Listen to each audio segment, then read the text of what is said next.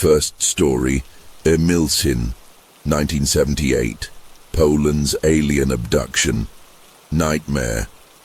The year was 1978.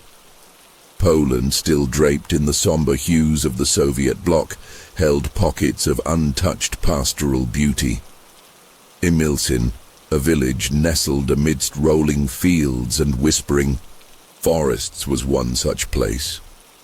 Life moved at the gentle pace of horse-drawn carts and hand-tilled soil, a rhythm unbroken for generations. For farmers like myself, days were defined by the rising and setting sun, the honest labor of the land, and the quiet comfort of routine.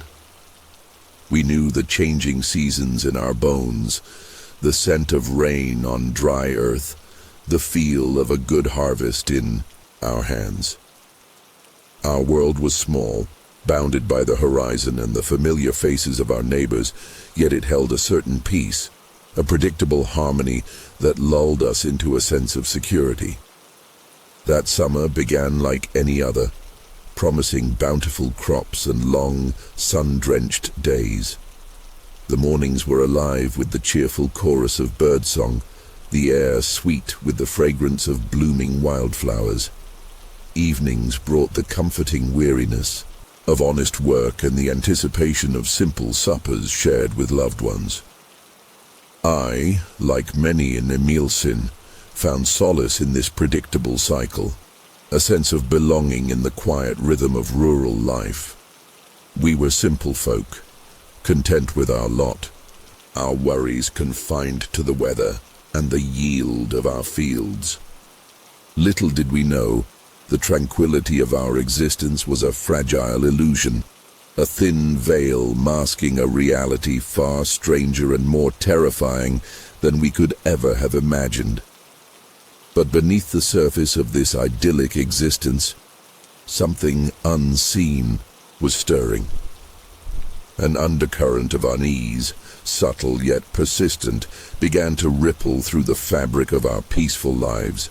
Whispers traveled between farms, hushed conversations carried on the wind, stories of strange lights in the night sky, fleeting glimpses of shapes that defied explanation. Dismissed at first as folklore, as tricks of the light, these unsettling accounts grew more frequent, more insistent, weaving a thread of apprehension into the tapestry of our daily lives.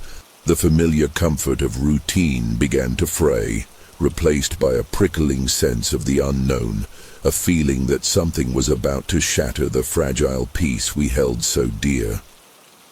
Then, one ordinary afternoon, as I drove my horse-drawn cart along a familiar country road, the whispers materialized. The unease solidified into a terrifying reality that would forever alter not only my life, but my understanding of the universe itself. The birdsong ceased, the wind held its breath, and the familiar world around me warped into something alien, something profoundly, irrevocably changed. What began as a peaceful journey home would soon become a descent into a nightmare, a terrifying encounter that would leave me questioning everything I thought I knew about our world and our place within the vast, indifferent cosmos. Emilkin in 1978 was a world painted in muted tones of practicality and tradition. Poland, still under the weight of the Soviet regime, existed in a state of quiet resilience. For those in the countryside, like my family and me, life revolved around the land. We were farmers, our days dictated by the rhythms of nature, our lives bound to the soil that had nourished generations before us. Homes were simple, built with hands and local materials, filled with the comforting aromas of wood smoke and home-cooked meals. Evenings were for family, for stories whispered in the fading light, for the quiet satisfaction of a day's work completed under the vast Polish sky. Our understanding of the world was grounded in tangible things, in the cycles of planting and harvest in the familiar patterns of our small, close-knit community. I am Antoni, a farmer, a husband to Bronisława, a man of simple faith and routine. My life was not one of grand adventures or intellectual pursuits. It was rooted in the honest labor of the fields, in the tangible rewards of a good harvest, in the quiet joys of family life. I knew the feel of rich soil between my fingers, the weight of a full sack of grain, the comforting warmth of Bronisława's hand in mine after a long day. My world was defined by the boundaries of my farm, the familiar faces of my neighbors, the predictable cycle of seasons. My motivations were simple: to provide for my family, to live in peace with my community, to honor the traditions of my ancestors, and to find quiet contentment in the life I had been given. Bronisława, my wife, was the heart of our home, a woman of quiet strength and unwavering devotion. Her hands, though calloused from work, were gentle and capable, skilled at mending clothes, baking bread, and tending to our small garden. Her laughter was a rare melody in our simple life, a sound that could chase away the shadows and fill our home with warmth. We had built a life together brick by brick, filled with shared labor, quiet companionship, and a deep, unspoken love that anchored us to the familiar world we knew. Our relationship was the bedrock of my existence, a source of comfort and stability in a world that, until that fateful day, seemed solid and predictable. The forests surrounding Emilkin were old and deep, whispering with ancient secrets and dappled with sunlight that filtered through the dense canopy. Fields of wheat and rye stretched out like golden seas, swaying gently in the summer breeze. The air was clean, carrying the scent of pine needles, damp earth, and blooming chamomile. Sounds were muted, natural: the chirping of birds, the buzzing of insects, the distant lowing of cattle, the creak of my horse-drawn cart on the dirt road. This was our world, a world of sensory simplicity, of tangible realities, a world utterly unprepared for the intrusion of something utterly beyond human comprehension, something that would shatter the foundations of our perceived reality and plunge us into a nightmare of alien encounter. But the return to my familiar world was not a true escape. The lingering tingle on my skin, the echoes of the humming silence, were not just memories. A chilling suspicion began to take root. What if the probing the strange liquids weren't just observation? What if they had altered something within me? Something unseen. Something that would forever bind me to that alien encounter in ways I couldn't yet comprehend, twisting my very being into something else. My immediate goal, upon returning to Emilkin, was simple: to understand. To understand what I had experienced, to make sense of the impossible reality that had intruded upon my life. But understanding, I soon realized, was a luxury I could not afford. My more pressing goal became validation. I needed someone, anyone, to believe me, to share the burden of this terrifying truth. The first and most formidable obstacle was disbelief. Bronisława, my anchor, my closest confidant, met my frantic account with gentle skepticism, her love unable to bridge the chasm of the unbelievable. This initial rejection was a crushing blow, isolating me in a prison of my own experience, making me question the very sanity of my own perceptions. Beyond Bronisława, the village itself became an obstacle. My attempts to share my story were met with polite dismissal, veiled mockery, or outright laughter. Neighbors, once friendly and familiar, now regarded me with a mixture of pity and suspicion, their eyes reflecting a fear of contagion, a desire to distance themselves from my unsettling narrative. The close-knit community, once a source of comfort and belonging, now felt like a hostile entity. Its collective disbelief, a tangible barrier separating me from any hope of understanding or validation. This social ostracization became a heavy weight, isolating me not just physically but emotionally, turning my own home, my own village, into a landscape of alienation. Within this landscape of disbelief, a subtle subplot began to emerge within my relationship with Bronisława. Her skepticism, while painful, was not born of malice, but of fear and a deep-seated desire to protect our familiar world, our stable reality. Beneath her disbelief, I sensed a flicker of worry, a hesitant curiosity that she dared not voice. Our once seamless bond began to fray, replaced by unspoken tensions, by a chasm of unacknowledged fear that stretched between us. Could our love survive this alien intrusion? Could we navigate this new, terrifying reality together?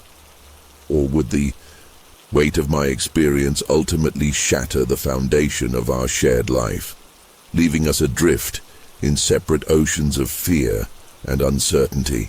This unspoken question hung heavy in the air between us, a subtle yet potent subplot that threatened to unravel the very fabric of my personal world. Days bled into weeks, then months. Outwardly, life in Emilsin returned to its familiar rhythm. I continued my work on the farm, tending to the fields, caring for Kashtan, going through the motions of my daily routine. But inside I was fracturing.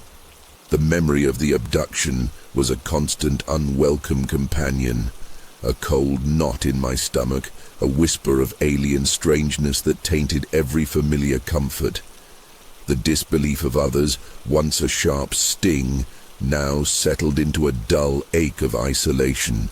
I retreated into myself, a ghost in my own life, going through the motions but feeling increasingly detached, increasingly different. Then, the nightmares began. At first they were vague, unsettling dreams filled with shadows and whispers, echoing the humming silence of the alien craft.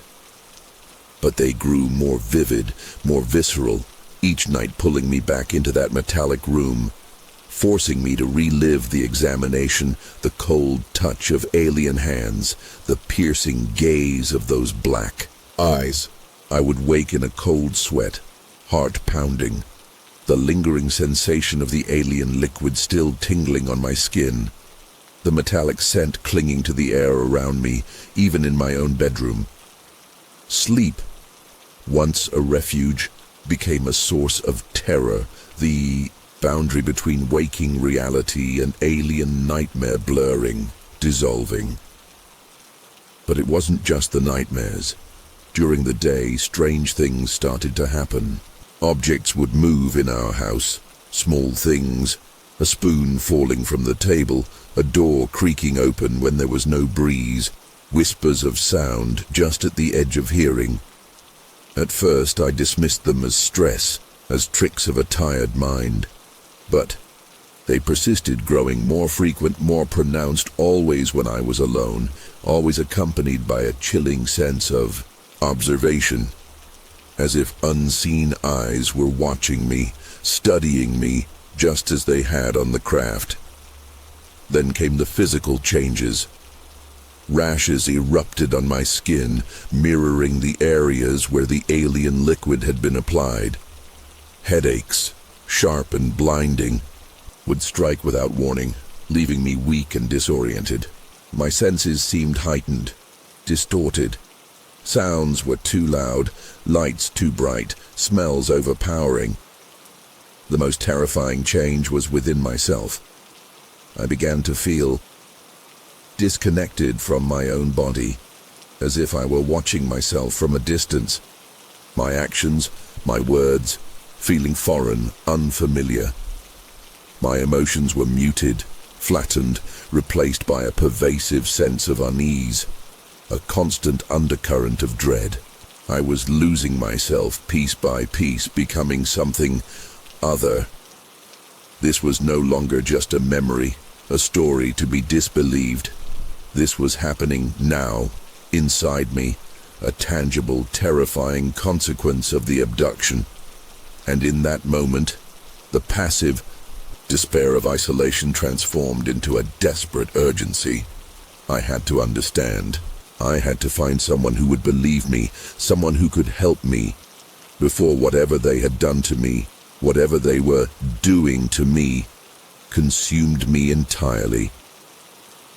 My goal shifted from validation to survival, from seeking belief to seeking help.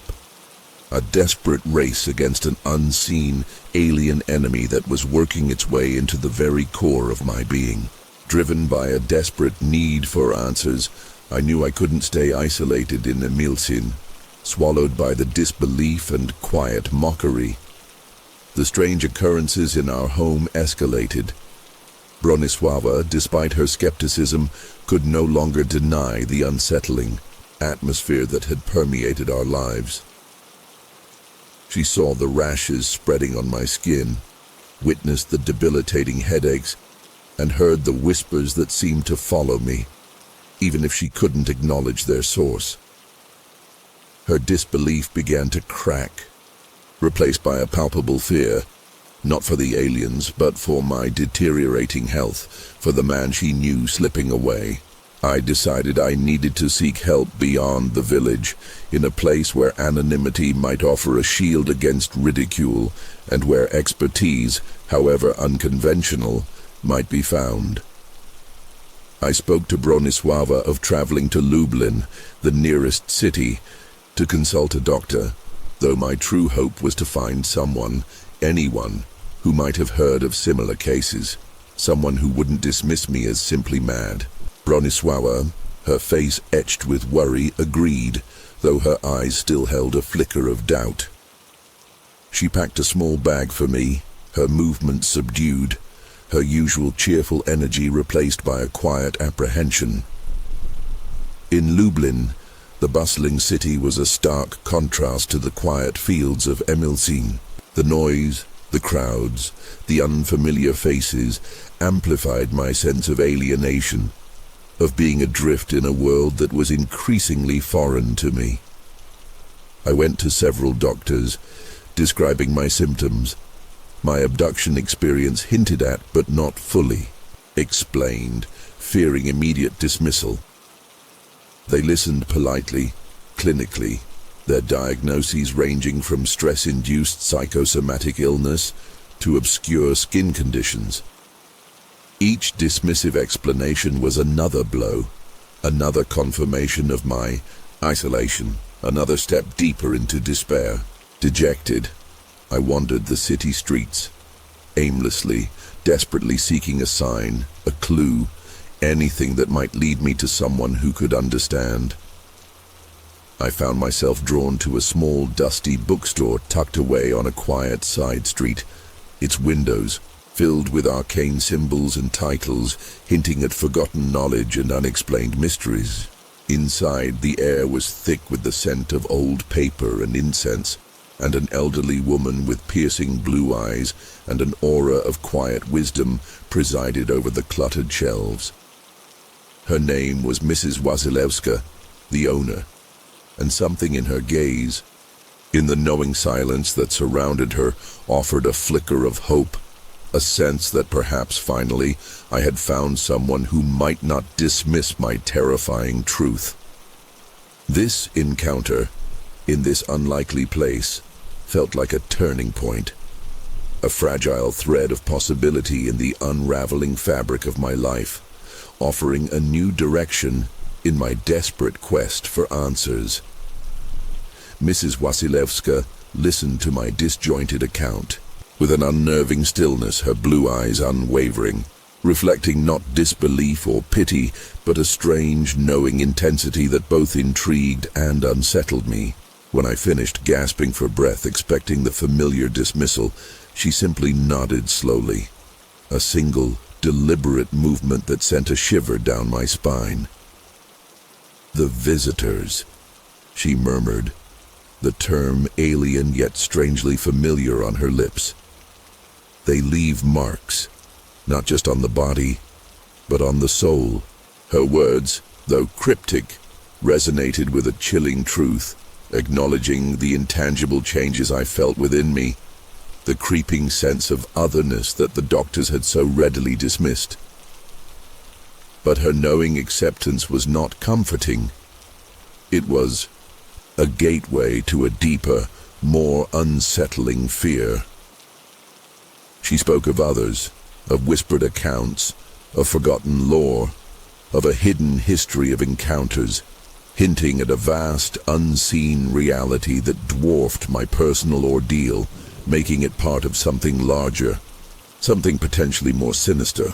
This newfound connection, this fragile hope of understanding, came with a chilling price. The terrifying realization that I was not alone, not in my experience, but perhaps also not alone in being changed, observed, manipulated by forces beyond human comprehension, forces that Mrs. Wasilewska seemed to know, perhaps even fear intimately. And as she delved deeper into the esoteric, speaking of rituals, symbols, and ancient defenses against the visitors, a new, more immediate tension arose. Was she truly a source of help, or was I stepping into an even more dangerous, more bewildering labyrinth of the unknown? Mrs. Wasilewska's words were a key turning in my desperate search. No longer was I simply seeking someone to believe me. Now, fueled by her unsettling knowledge, I sought to understand, to fight back against the unseen force that had invaded my life. Fear was still a constant companion, but it was now intertwined with a nascent sense of purpose, a desperate resolve to reclaim myself, to wrest control back from the alien influence that seemed to be tightening its grip. Her stories, though, fragmented and often cryptic, painted a terrifying picture. We were not passive victims, but participants in a cosmic drama far older and more complex than I could have imagined. The encounter in the bookstore was not just a conversation. It was a catalyst, shifting my trajectory from a path of despair and isolation to a perilous journey into the heart of the unknown, armed with nothing but ancient whispers and a farmer's stubborn will. Following Mrs. Wasilewska's guidance, I returned to Emilchin with a new, unsettling purpose. The familiar fields, once a source of comfort, now felt charged with an unseen energy. The site of my violation, a potential gateway. I started to perform the rituals she described, ancient protections whispered from generations past, symbols drawn in the earth, herbs burned under the pale moonlight, incantations spoken into the silent woods. Bronisława, witnessing my increasingly desperate actions, her fear for my sanity now outweighing her skepticism, wavered. The strange occurrences in our home intensified, no longer subtle whispers but overt disturbances. Objects flying across rooms, chilling drafts in still air, shadows lengthening and contorting into impossible shapes. The line between my reality and the alien reality was blurring, and I felt myself being drawn inexorably towards a confrontation. A climax born not of aggression, but of a desperate need to break free from the invisible chains that bound me to the Emilchin abduction, to sever the connection before it consumed me entirely. The rituals became my lifeline, a strange blend of hope and desperation, a fragile shield against the encroaching darkness. I carved ancient symbols into the wooden beams of our home, the dust of generations swirling around me as I invoked forgotten names. The scent of burning herbs filled the air, acrid and strangely comforting, a tangible manifestation of my struggle against the unseen. Emilsin itself seemed to hold its breath, the familiar rhythms of village life disrupted by an undercurrent of unease. The whispers growing louder, less dismissive, tinged now with a shared, though unspoken fear.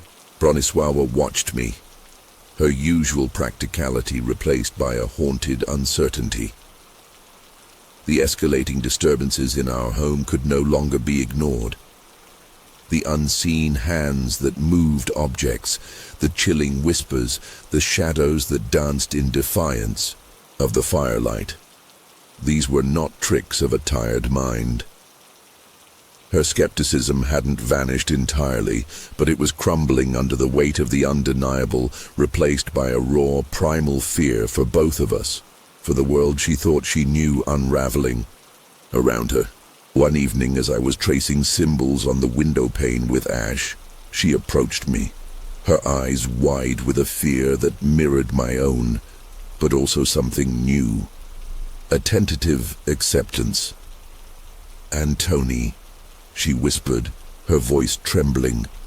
I don't understand it, but something is happening. Something is wrong. It wasn't belief, not yet, but it was a crack in the wall of disbelief, a fragile bridge of understanding forming between us.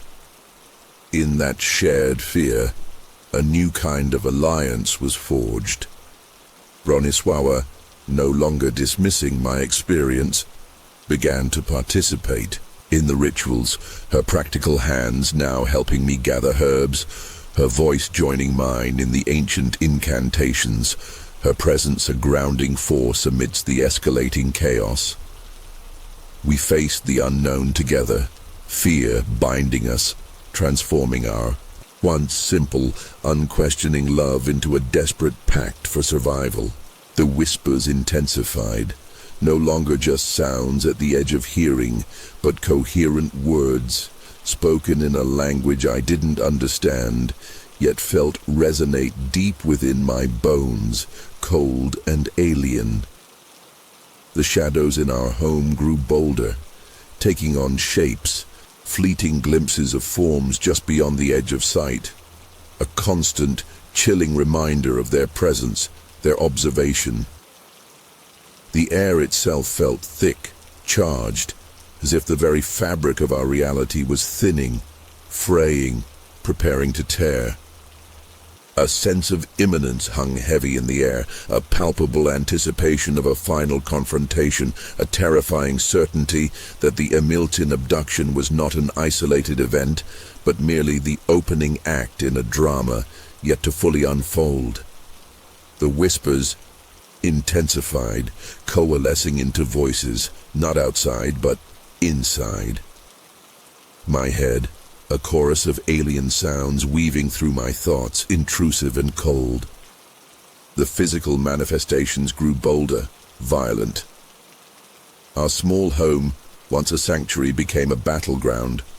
Furniture overturned, windows shattered, doors slammed shut with unseen force. The unseen presence no longer subtle, but aggressively, terrifyingly present. Bronisława and I huddled together, backs against the cold stone of the hearth, the ancient symbols around us seeming to flicker and dim in the face of this escalating assault. The rituals felt like a desperate, failing defense against a tide that was rising to engulf us. My own body was betraying me. The rashes burned like fire, my headaches intensified into blinding migraines, and the feeling of disconnection, of being a passenger in my own skin, became almost complete. I felt them inside me, not physically, but psychically, probing my mind, pushing at the edges of my consciousness, their alien presence growing stronger, more dominant, threatening, to overwhelm my very self. Sleep offered no escape. The nightmares now bleeding into waking hours, the metallic room, the black eyes, the cold touch, becoming indistinguishable from reality. The final obstacle was not external, but internal. It was the fear of losing myself, completely, of ceasing to be Antony, of becoming something else, something shaped by them, controlled by them. The stakes were no longer just physical survival, but the survival of my soul, my identity, my very essence as a human being. And Bronisława, watching my slow disintegration, her face a mask of terror and love, faced her own final challenge, to hold on to me, to fight alongside me, even as I felt myself slipping away, even as the abyss of the unknown yawned open, ready to swallow us both whole. The convergence was upon us, the narrative threads of fear, isolation, and desperate resistance pulling taut, ready to snap, to unleash a climax that would determine not just our fate, but perhaps the fate of our very reality. Then, in the heart of the storm, as the house shuddered and the voices shrieked within my skull, Bronisława acted. Not with ancient rituals or whispered incantations, but with a raw, primal force of love and defiance. She seized my hands, her grip surprisingly strong, her eyes burning with a fierce light that pierced through the encroaching darkness. "Antony, you are here. You are with me. Fight them." Her words were not just encouragement. They were a jolt, a spark of recognition in the encroaching alien void. In that moment, looking into her eyes, feeling the unwavering strength of her grip, something within me shifted. The disconnection faltered, the alien voices receded, and a flicker of my own will, long dormant, ignited within me. Fueled by her unwavering belief, by the fierce bond of our love, I fought back, not with spells or symbols, but with sheer force of will, with the primal human instinct to survive, to protect what was mine.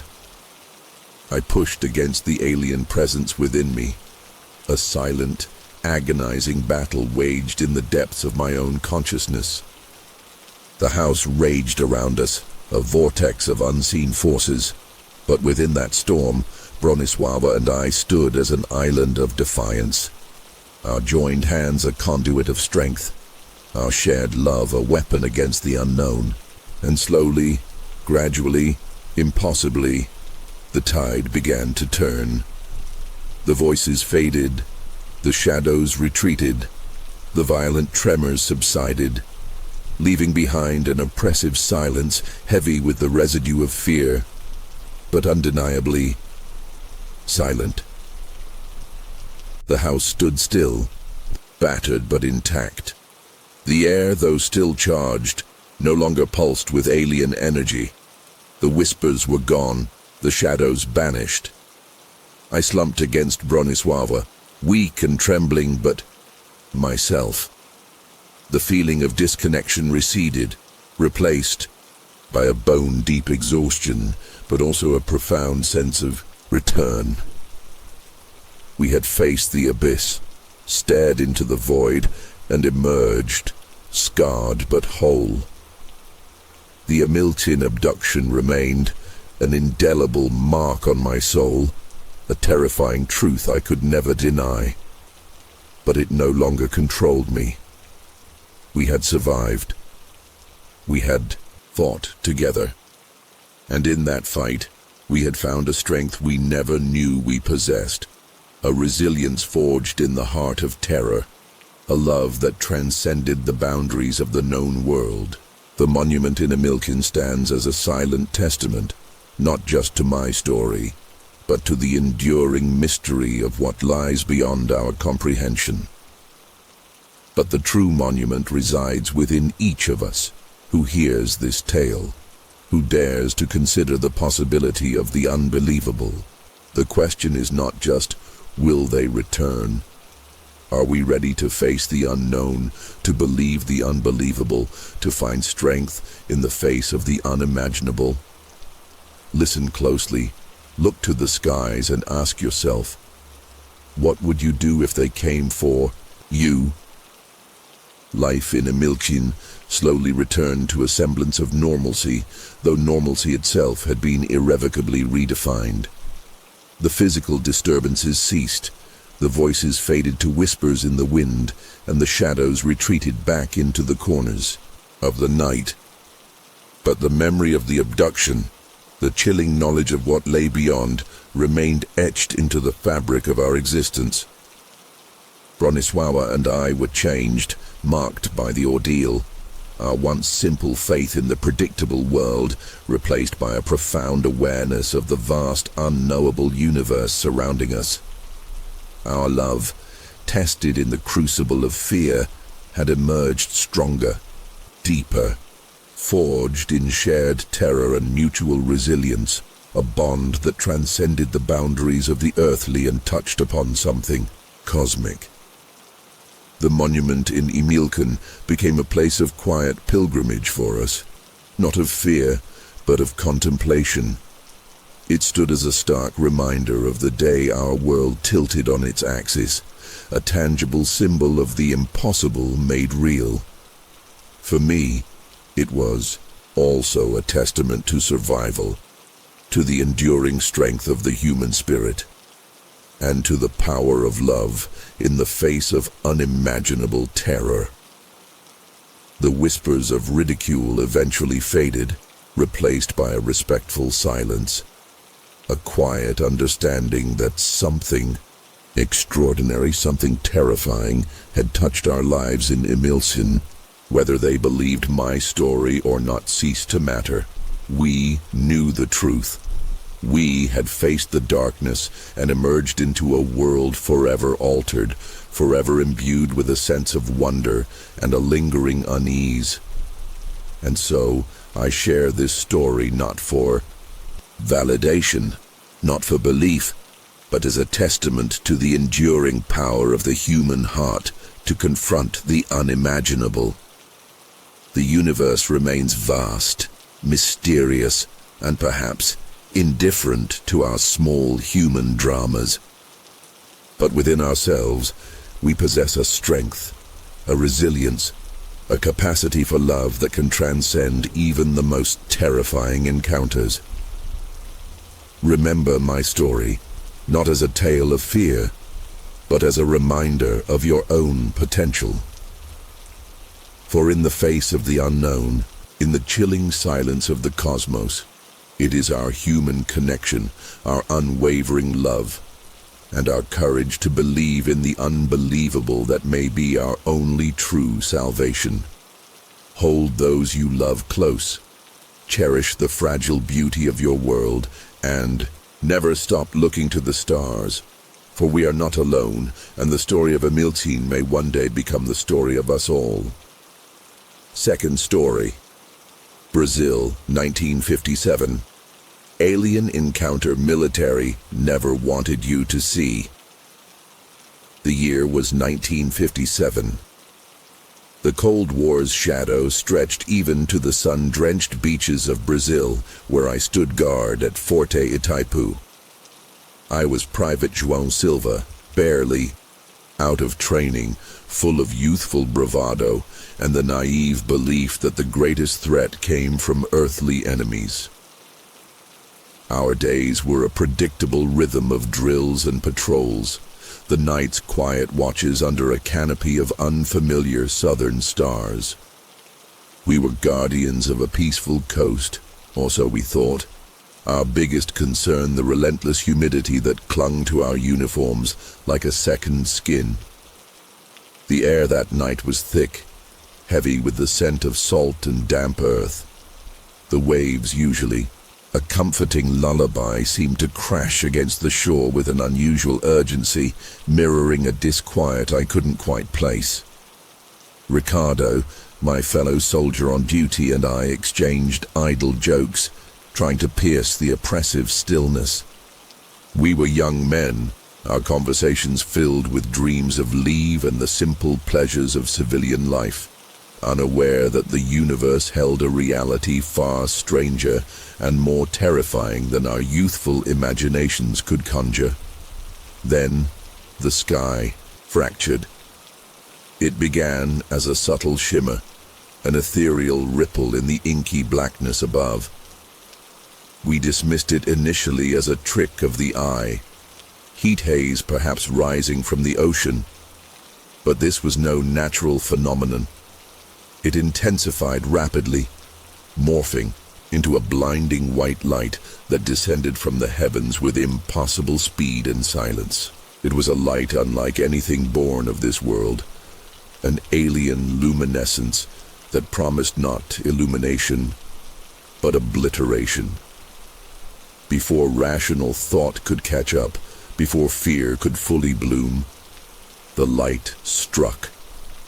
A searing beam, invisible yet agonizingly real, slammed into me, stealing my breath, freezing my muscles, and plunging me into a vortex of pure, unadulterated pain. Consciousness fractured, reality dissolved, and then nothingness. Just the echoing void of a terror I was never meant to comprehend, a silence that spoke volumes about the secrets hidden in the vast, indifferent cosmos. Brazil in 1957 was a nation caught between tradition and modernity, a vibrant tapestry woven with threads of rapid industrialization and lingering rural customs. Post-World War II optimism mingled with the ever-present anxieties of the burgeoning Cold War. Though the ideological battles felt distant from our tropical shores, Forte Itaipu, nestled along the southeastern coastline, was a relic of an older era. A sturdy stone fortress built to guard against naval invasions that never came. Now it served as a quiet outpost, a backwater assignment for young conscripts, more accustomed to the rhythms of samba than the rigid discipline of military life. The surrounding coastal communities were sleepy fishing villages, their days dictated by the tides and the sun, their nights filled with the murmur of ocean waves and the simple routines of rural existence. I, João Silva, hailed from a small, farming town in the interior, drawn to military service by a blend of patriotism and a yearning for something beyond the predictable horizons of agricultural life. I was young, idealistic, perhaps a bit naive, eager to prove myself, to contribute to something larger than myself.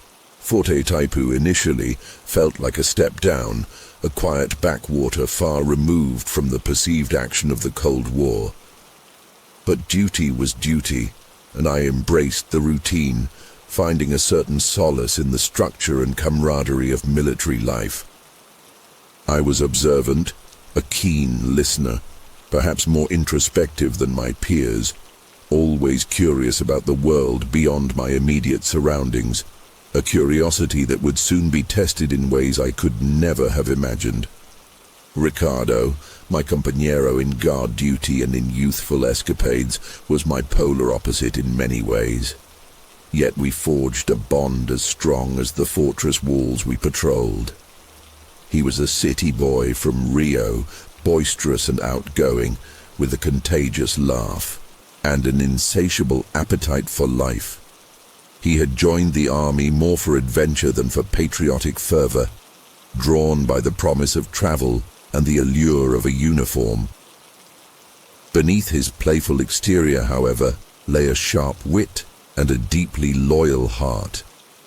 We were an unlikely pair, the quiet farm boy and the gregarious city dweller, yet our shared isolation at Forte Taipu and the mundane routines of our duty had forged an unexpected and enduring friendship, a bond that would be tested and strained by the extraordinary events that lay ahead. Our days were a cycle of predictable tasks, inspections, drills on the dusty parade ground, and the ever-present guard duty.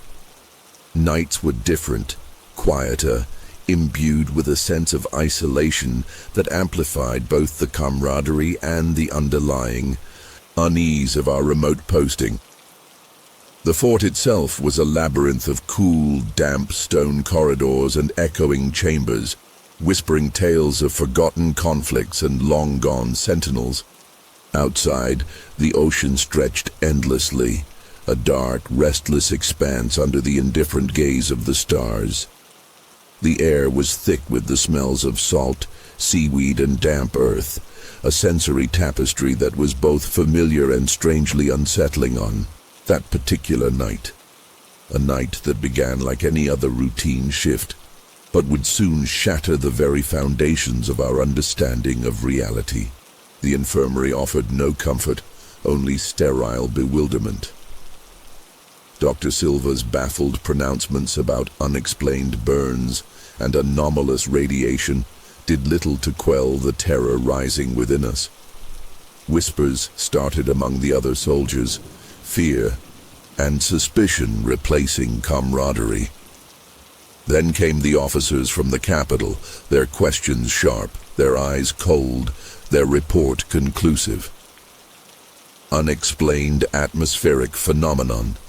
Case closed. But the silence that followed was the loudest lie of all. The official dismissal, however, ignited a burning need for answers within me. It wasn't just about the physical pain, the lingering burns that throbbed with phantom heat, or the terrifying nightmares that haunted my sleep.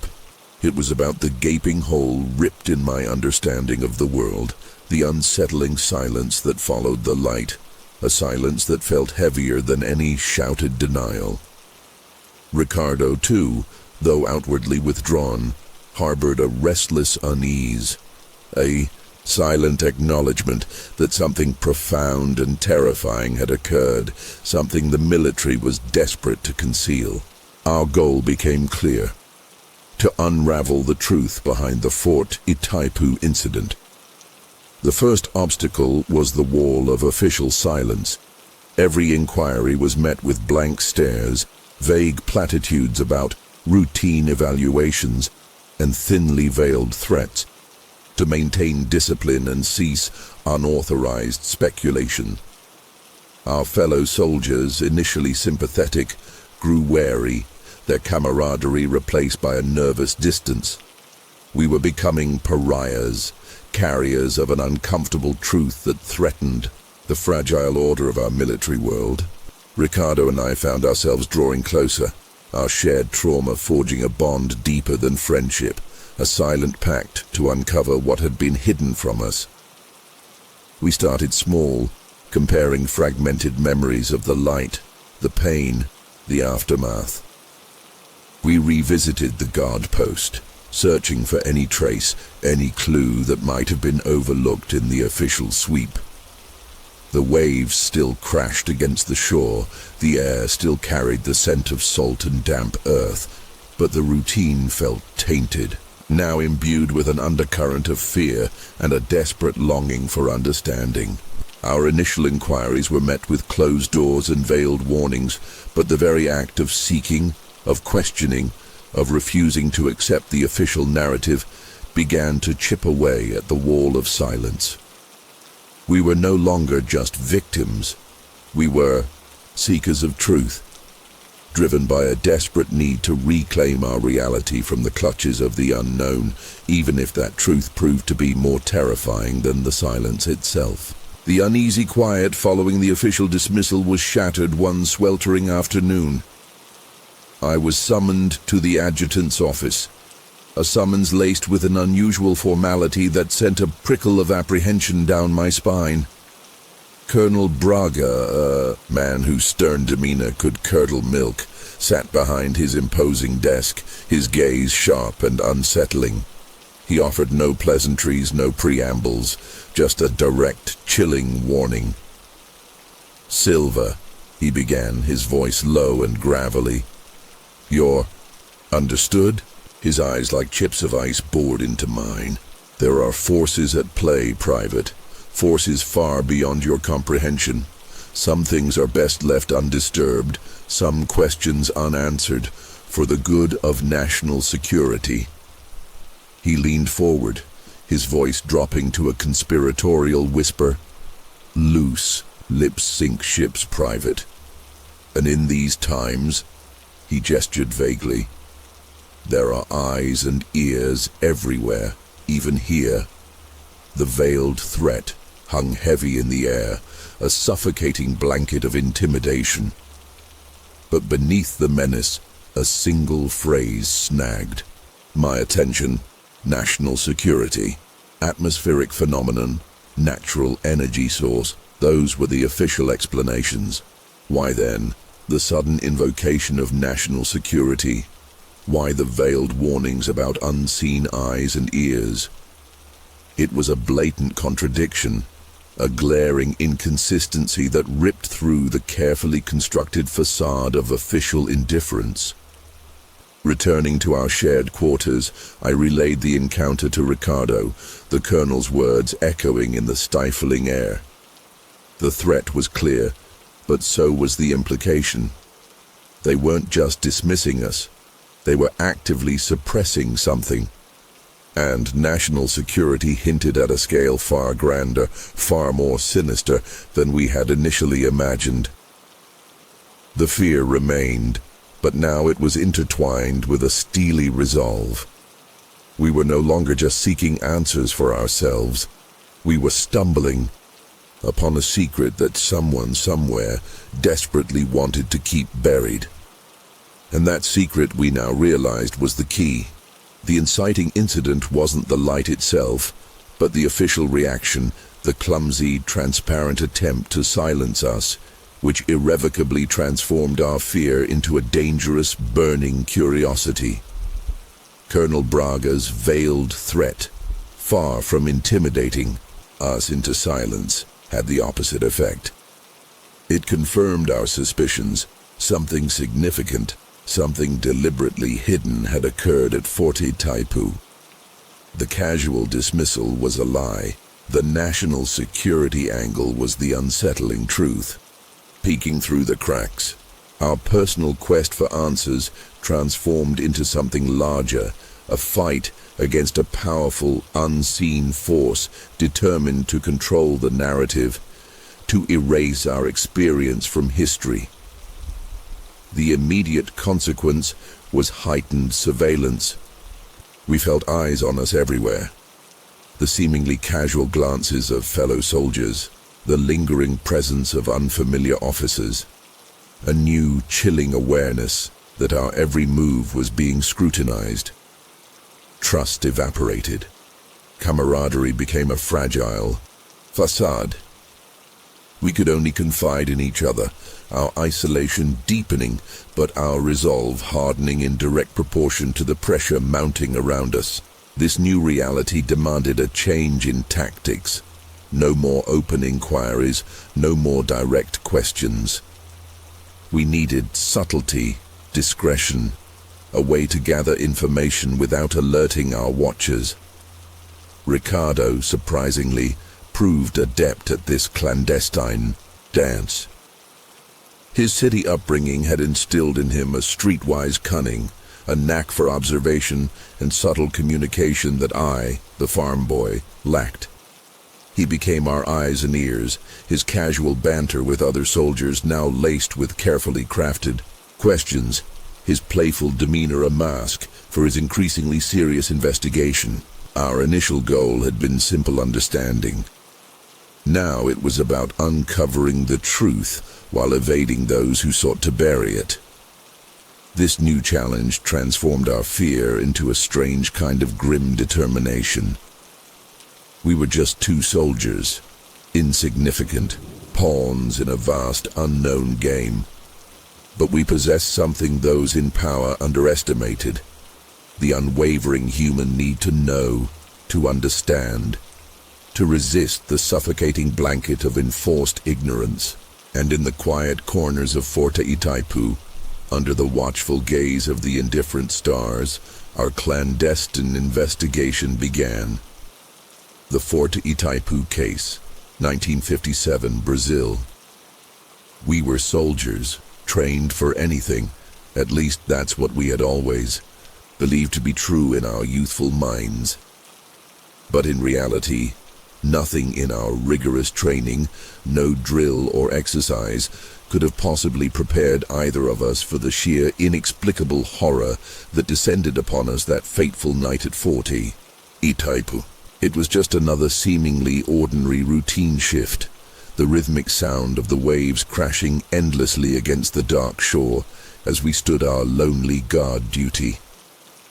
The air was heavy and thick, the kind of intensely humid night that made you instantly want to peel off your sweat-soaked uniform and seek even the slightest breath of cooler air. Then, seemingly out of the infinite expanse of the star-filled sky and absolutely nowhere we could have anticipated, the entire sky violently lit up without warning. A completely blinding, pure white light suddenly engulfed us both, an impossibly intense illumination, far stronger and more overwhelming than any searchlight we had ever in our lives even imagined witnessing. Before I could even begin to process what was happening or react in any meaningful way, a terrifyingly powerful beam of energy struck me directly. My entire body instantly seized up with shocking force, my muscles locking and freezing rigidly, in place as if turned to stone. I found I couldn't breathe, my lungs refusing to function. I couldn't even properly think. My entire awareness was brutally consumed by nothing but searing pain and that impossibly bright, all-encompassing light. Then, without any further warning, complete and utter darkness suddenly descended once more. When I finally and groggily woke up, I was lying prone and utterly disoriented on the cold, hard ground. My fellow soldier, Ricardo, was slumped beside me in a similarly bewildered state, his face deathly pale in the dim light and his eyes wide and staring blankly ahead, filled with raw terror. My skin burned intensely, feeling like it was literally on fire with an invisible flame. We were both immediately rushed to the base infirmary in a state of shock and confusion, our bodies inexplicably covered in strange, radiating burns that made no sense. The attending doctors were utterly baffled and deeply concerned. Our mysterious wounds displayed characteristics unlike anything they had ever encountered, certainly not originating from any known source of conventional heat or radiation. The higher-ranking officers quickly became deeply involved in our case, launching a formal inquiry. They subjected us to endless questions, meticulously took detailed notes, but frustratingly, no one ever provided us with any real answers or explanations for what we had endured. What exactly was that terrifying, blinding light? Why were Ricardo and I specifically targeted by it? The official, heavily redacted reports reluctantly acknowledged that something significant had indeed happened that night, yet they conspicuously failed to explain precisely what that something truly was. Even now, after all these long years have passed, I still suffer from vivid and deeply disturbing nightmares about that horrifying night. Nightmares about the utterly terrifying way my own body felt, as if it was physically dissolving and disintegrating under that terrible, otherworldly beam of light. And the nightmares are always filled with the deafening, unsettling silence that chillingly followed the event, a profound and deeply disturbing silence that hinted at the existence of something vast and unknowable, something we were clearly never meant to fully understand in our limited human comprehension. First-person horror story, Ricardo's network of whispered rumors yielded a name: Dr. Vargas. A former military physician quietly discharged years ago, rumored to have been involved in unusual research. The name was a fragile thread, but it was something solid to grasp in the swirling fog of official denial. Finding Vargas became our new focus, a desperate gamble that could either lead us to the truth or deeper into danger. This shift marked a turning point. We were no longer just reacting to events. We were actively pursuing answers, taking control of our investigation, however perilous that path might be. The search for Dr. Vargas led us off base, into the labyrinthine streets of Rio, a world away from the rigid order of 40 Itaipu. This foray into the unknown was a significant character development for both of us. Ricardo, initially hesitant, embraced his street smarts, navigating the city's underbelly with surprising confidence. I, forced out of my quiet introspection, discovered a newfound assertiveness, a willingness to confront the unknown face to face. Each hushed conversation, each coded message exchanged with our fragile network, heightened the tension, drawing us closer to a potential climax, a confrontation with the truth, and perhaps with the forces determined to keep it hidden. The closer we got to Vargas, the more palpable the danger became, the air thick with anticipation of a final, terrifying revelation. Rio's chaotic energy was a stark contrast to Forte Itaipu's isolated stillness, yet danger felt more palpable in the crowded streets, lurking in every shadow, every hurried glance. Our hunt for Vargas led us through dimly lit back alleys and clandestine meetings in smoky cafes, each step forward feeling like a deeper descent into a web of secrets. A coded message, whispered by a nervous contact in a bustling marketplace, pointed us to a secluded coastal town north of Rio, Vargas's last known residence. This minor victory, however, was tainted by a chilling encounter. A sudden, aggressive interrogation by plainclothes officers who seemed to know far too much about our movements. The interrogation was brief but brutal, a stark reminder of the forces arrayed against us. Ricardo's quick thinking and street-honed instincts allowed us to evade capture, but the message was clear. They were closing in. Trust became a luxury we could no longer afford. Even our fragile network felt compromised, the whispered rumors now tinged with paranoia. Was someone among our uneasy allies feeding information to Braga? The thought gnawed at us, sowing seeds of doubt and uncertainty, just as we neared our goal. Despite the escalating risks, a sense of grim determination propelled us forward. Vargas was within reach. The truth, we sensed, was tantalizingly close. The journey to the coastal town felt like a final, desperate gamble, a race against time and unseen enemies.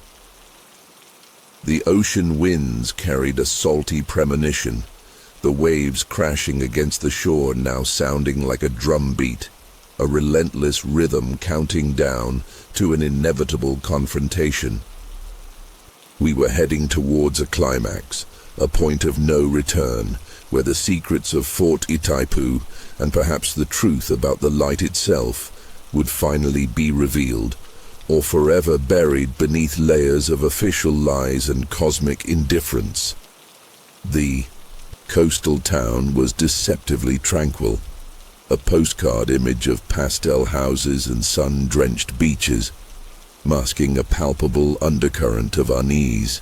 The address from our contact led us to a dilapidated fisherman's shack at the edge of town, perched precariously on a cliff overlooking the churning ocean.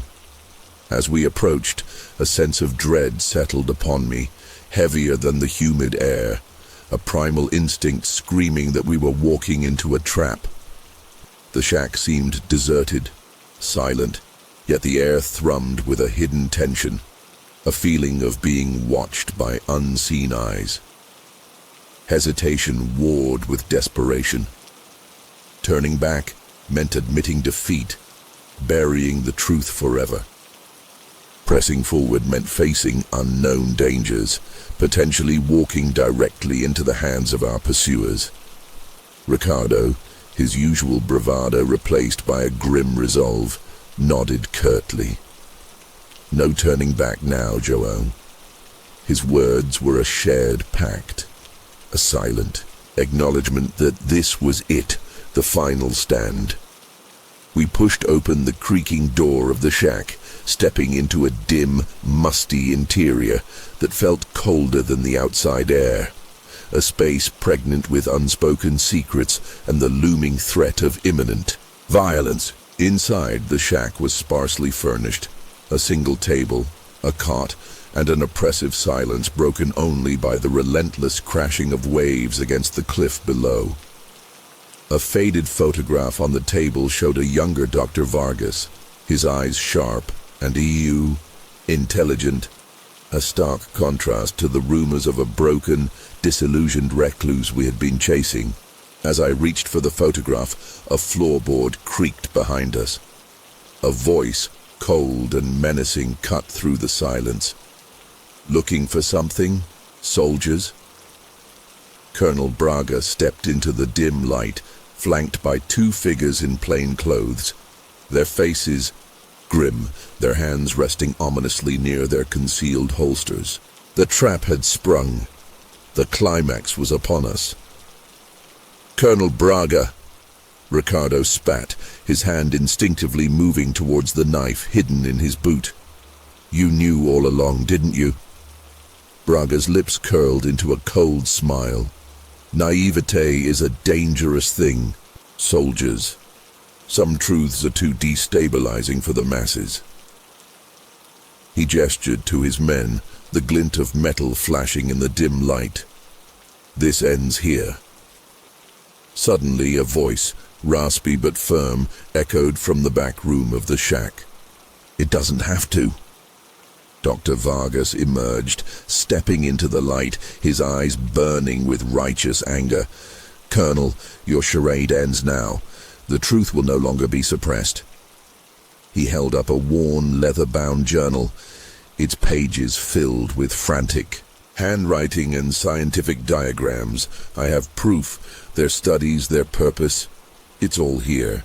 Vargas revealed that the light was indeed alien, part of a clandestine visitation, and the military was not just covering it up, but actively collaborating, twisting the narrative for their own agenda. Chaos erupted. Braga's men lunged forward, but Ricardo, with a speed born of desperation, disarmed one, using him as a shield. I tackled the other, a brutal, desperate struggle in the cramped space. Vargas, amidst the melee, threw the journal to me. "The world needs to know, João. Don't let them silence the truth." The shack door burst open, blinding sunlight flooding in as shouts echoed from outside, reinforcements alerted by our network. Braga, realizing the tide had turned, made a desperate move, lunging for the journal. But Vargas intercepted him, a fierce, unexpected strength in the aging physician. In the ensuing struggle, they stumbled, Vargas losing his footing, plunging backwards out the open doorway, a choked cry swallowed by the crashing waves below. Braga, momentarily stunned, was swiftly apprehended as soldiers stormed the shack. Ricardo and I stood amidst the chaos, battered, bruised but alive, the journal clutched tightly in my hand. Vargas's sacrifice echoing in the roar of the ocean. The fight for truth was far from over, but the silence was broken. The Forte Itaipu case was no longer just our nightmare. It was now a truth demanding to be heard. Dare to question, dare to seek, dare to uncover the silence. In the aftermath, the truth, once a fragile whisper, became a roar. Vargas's journal, a testament to his courage and sacrifice, unveiled the clandestine collaboration, the chilling indifference of power, and the terrifying reality of alien contact. Braga's capture and subsequent exposure, though heavily sanitized by the authorities, sparked a ripple of unease, a crack in the wall of official denial. For Ricardo and I, life at Forte Itaipu became untenable. We were no longer just soldiers. We were marked men, carriers of a truth too dangerous to ignore, too profound to fully comprehend. We chose discharge, seeking anonymity and the daunting task of making sense of our shattered reality. Years passed. The world moved on. The Forte Itaipu incident fading into obscure files and whispered rumors. Ricardo, forever changed, sought solace in quiet anonymity. The city lights no longer alluring, but a necessary shield against the lingering shadows of our shared trauma. I carried Vargas's journal, a heavy burden and a constant reminder of the price of truth. The nightmares lessened, but the chilling awareness of the vast unknown remained, a permanent resident in my soul. We had sought answers and found them, but the knowledge came at a cost. A sacrifice etched in our memories, and in the silence that still echoed from that night on the Brazilian coast. Though Vargas is gone, and the full truth remains obscured, his courage and our struggle serve as a stark reminder. The universe holds wonders and terrors beyond our wildest dreams. Never cease to question the official narratives, for the silence of governments often hides truths that can shatter your world or liberate your mind.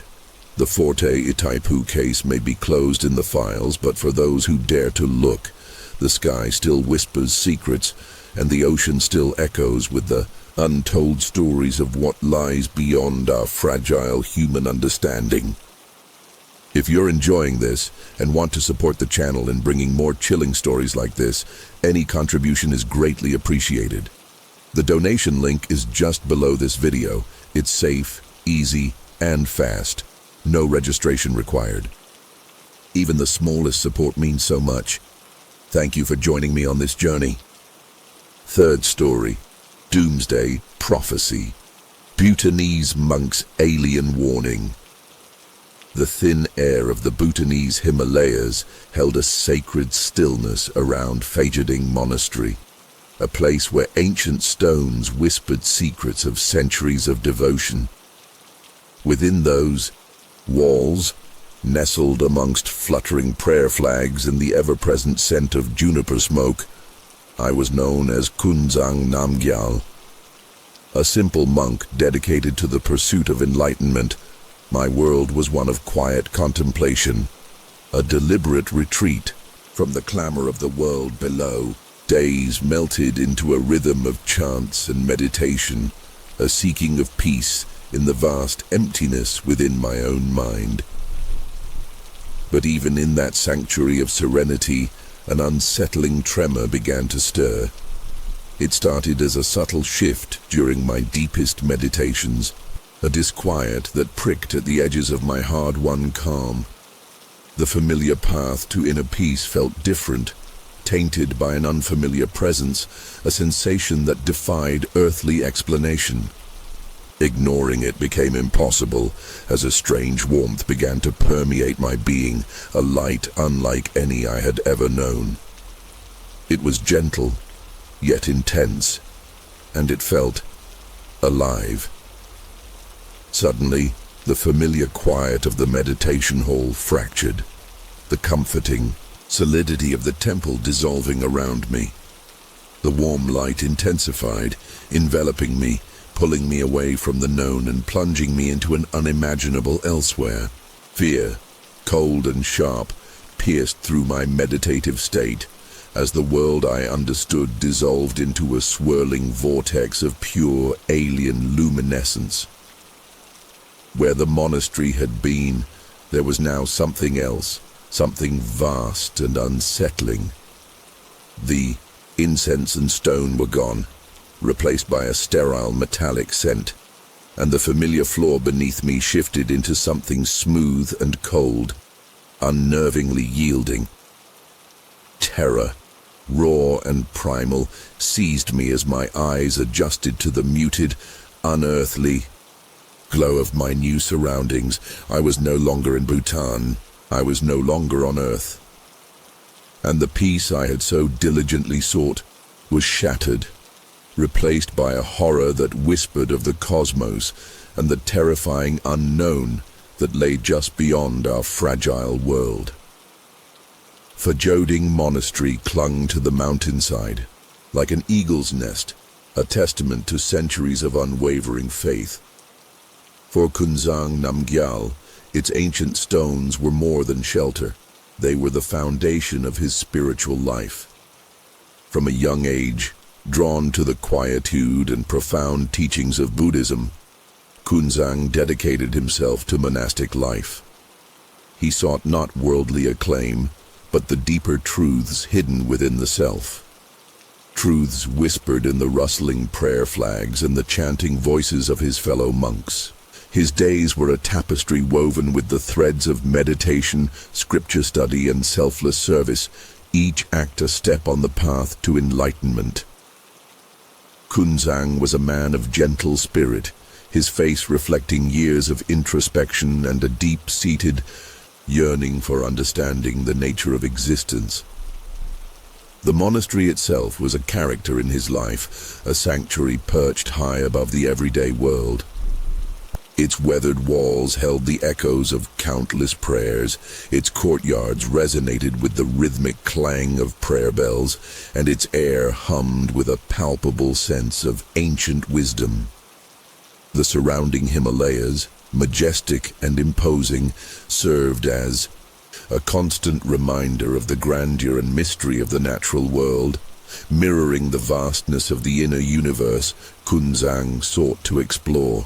Life was simple, governed by ritual and routine, yet within this simplicity lay a profound richness, a connection to something timeless and eternal. However, this carefully constructed world, this sanctuary of peace and contemplation, was about to be irrevocably shattered. Unbeknownst to Kunzang, forces beyond human comprehension were observing, studying, their motives inscrutable, their presence lurking just beyond the veil of perceived reality. These were beings of pure light and shadow, entities whose forms and intentions were utterly alien to the earthly realm of Fajoding. Their arrival was not heralded by trumpets or cataclysms, but by a subtle shift in the very fabric of Kunzang's meditative space. A whisper of the extraordinary intruding upon the ordinary. Kunzang's initial motivation, the driving force of his monastic life, was the pursuit of enlightenment, the liberation from suffering through understanding and compassion. This deeply personal quest, honed within the sacred space of Fajoding, now found itself on a collision course with the utterly unexpected, the terrifyingly unknown. The peace he sought, the inner stillness he cultivated, became the very ground upon which this alien encounter would unfold, transforming his spiritual journey into a harrowing odyssey through fear and the unsettling revelation that humanity was not alone, and perhaps not the masters of its own destiny. The serene chamber dissolved the last vestiges of peace I clung to. Their message, initially about balance, twisted into something colder. The future visions weren't warnings, they were blueprints. Earth's destruction, it seemed, wasn't a prediction, but a calculated outcome. And I, Kunzang Namgyal, was unwillingly made a witness to their terrifying design. The horrifying truth solidified. The aliens weren't messengers, but architects of Earth's demise. My purpose shifted from seeking personal enlightenment to a desperate need to warn humanity. But how could a simple monk from Fajoding convince a world consumed by its own noise of a silent cosmic threat? My first obstacle was the ingrained skepticism of my own community. When I tried to articulate the impossible, my fellow monks listened with patient smiles, attributing my terror to meditation-induced visions. The familiar comfort of the monastery now felt like a gilded cage, trapping me with a truth too immense for earthly comprehension. My initial attempts to share my experience beyond the monastery met with polite dismissal or outright ridicule, leaving me isolated, grappling with the crushing weight of a secret the world seemed determined to ignore. The whispers of ancient Bhutanese legends, tales of sky beings and unexplained disappearances began to surface in my mind, hinting at a deeper, perhaps forgotten, history of similar encounters. A faint, desperate thread to grasp in the overwhelming darkness of disbelief. Doubt gnawed at me, a relentless inner tormentor. My warnings were dismissed as fevered dreams, the monastery walls becoming a suffocating echo chamber of polite disbelief.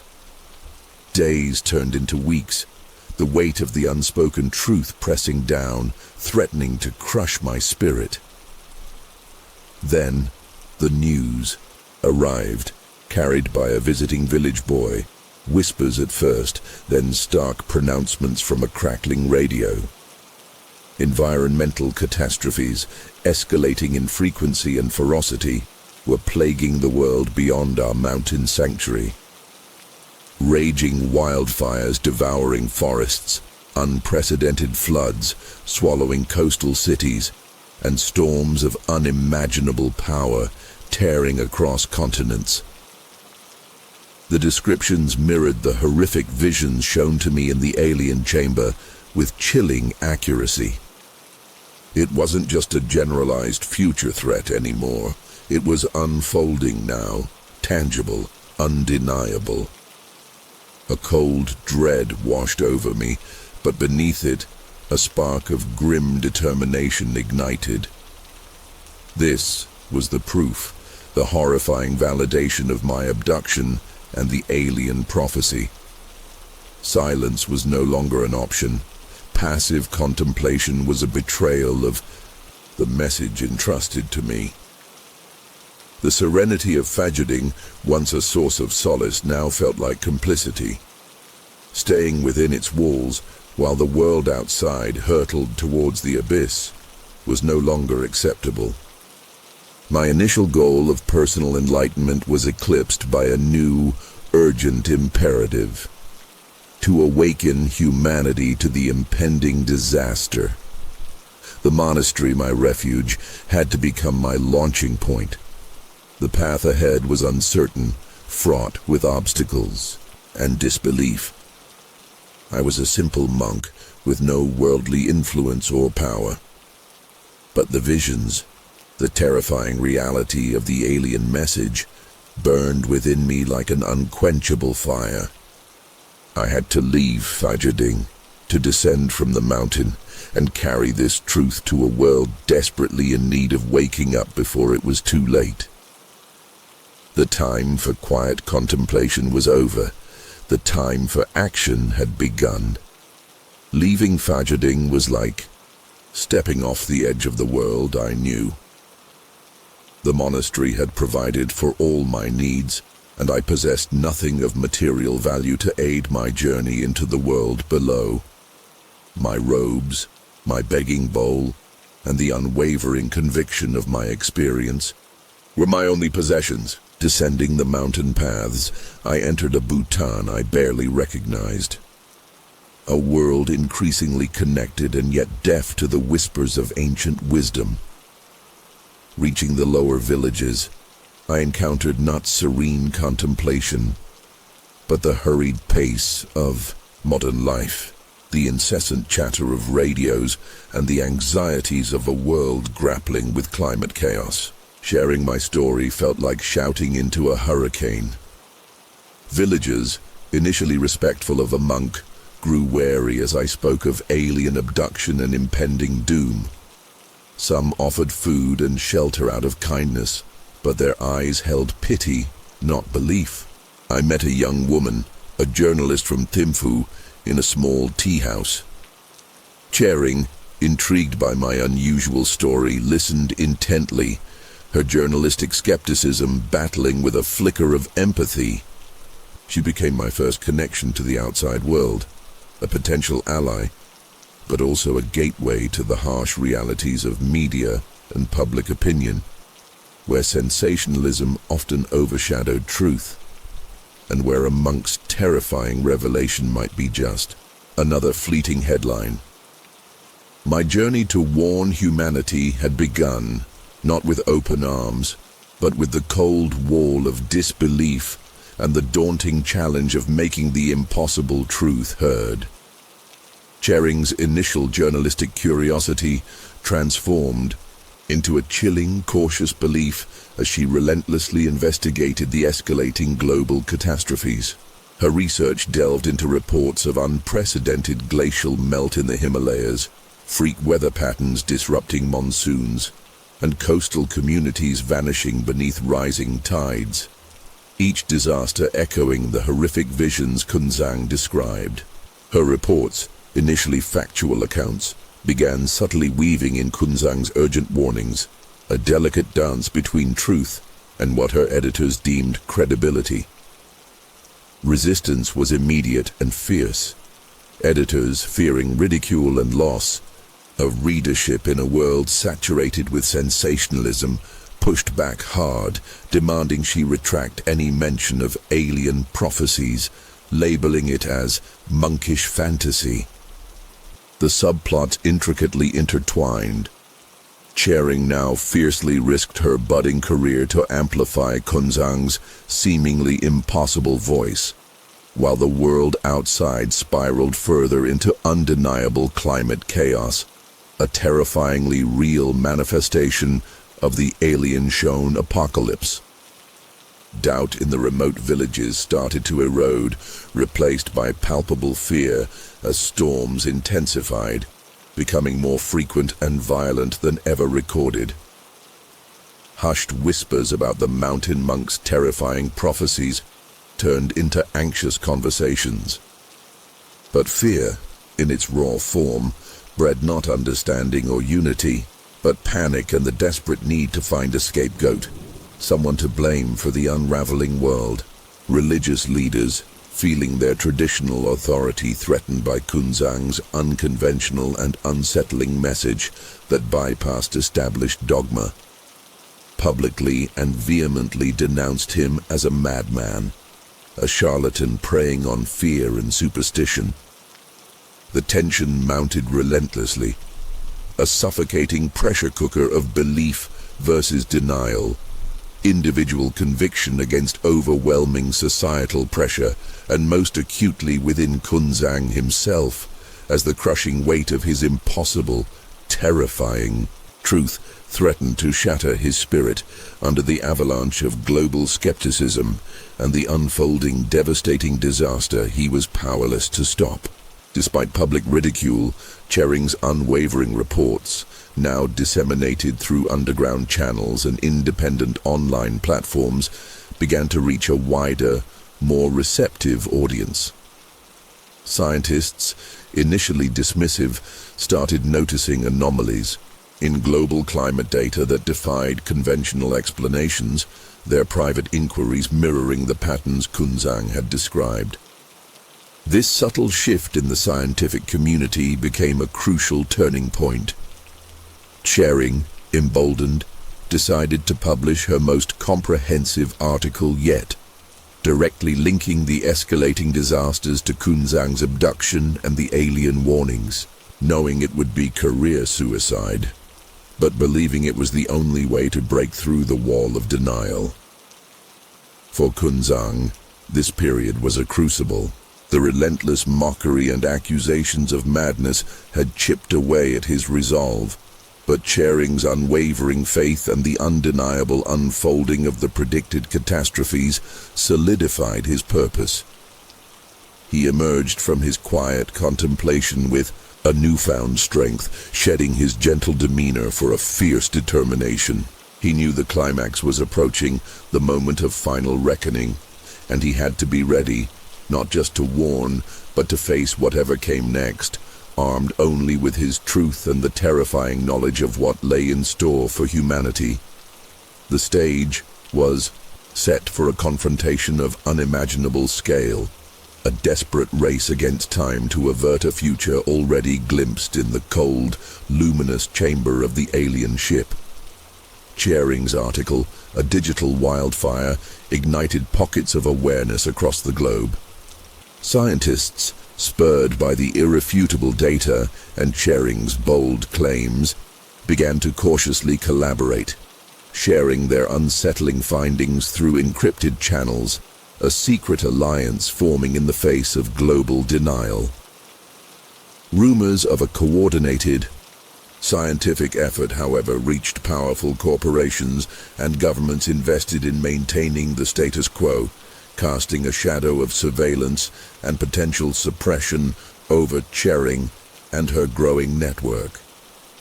A respected climatologist, Dr. Sharma, publicly broke ranks, subtly validating Kunzang's core warnings, lending a crucial sliver of scientific credibility to the narrative, but also making himself a target. In Bhutan, religious authorities, feeling their grip loosening, intensified their campaign against Kunzang, branding him a heretic and inciting fear and animosity amongst the deeply devout.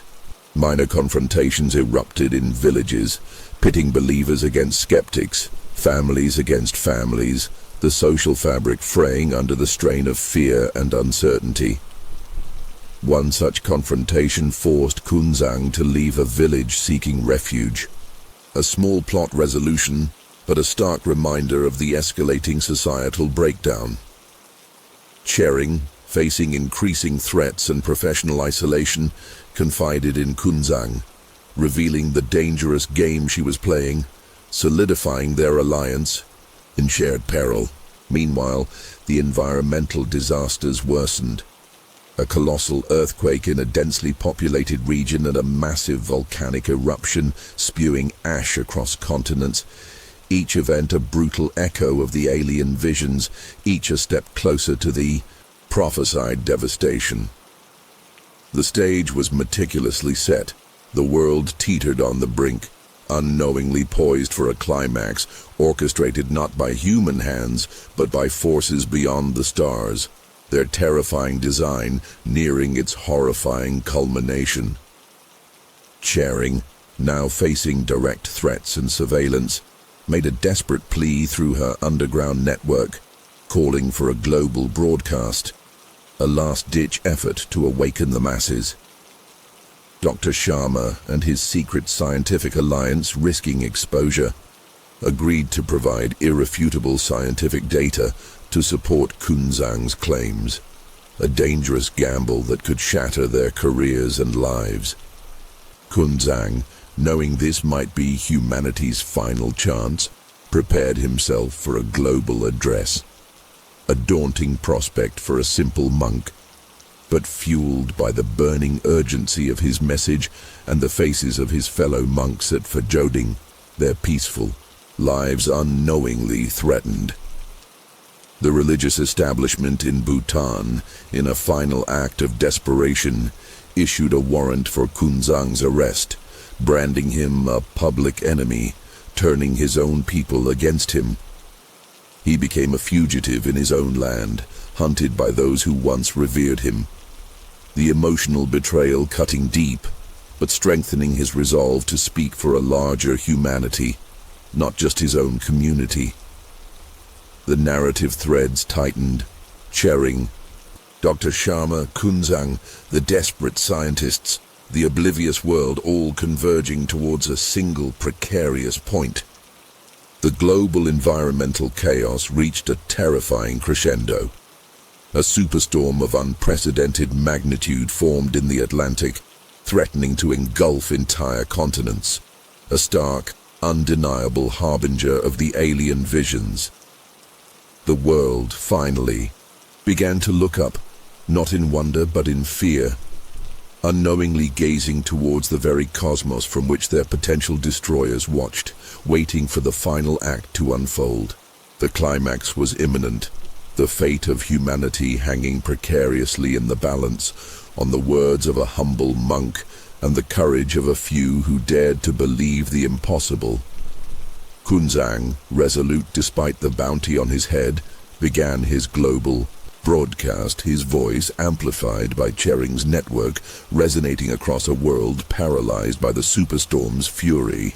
He spoke not of aliens, but of Earth, of its delicate balance, of humanity's destructive path.